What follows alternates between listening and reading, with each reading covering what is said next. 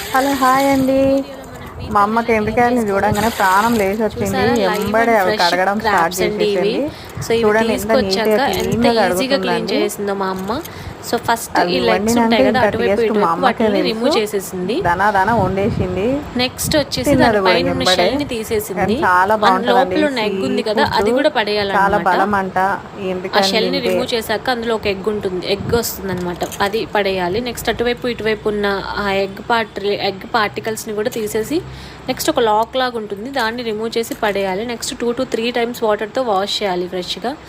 So ఏ మాటకి ఆ మాట చెప్పుకోవాలి. సీ ఫుడ్ అంటే ఇష్టం లేని వాళ్ళు ఎవరు ఉంటారండి. ఫిష్, ప్రాన్, క్రాబ్ నేనైతే ఫుల్గా తింటాను. చికెన్ అండ్ మటన్ కంటే నాకు ఈ సీ ఫుడ్ అంటేనే చాలా ఇష్టం. సో నెల్లూరులో అయితే మేము ఈ పీతల్ని ఎంట్రకాయలు అని అంటాం. ఎంట్రకాయలు అనే వర్డ్ ఎంతమందికి తెలుసో కమెంట్ సెక్షన్లో కమెంట్ చేయండి.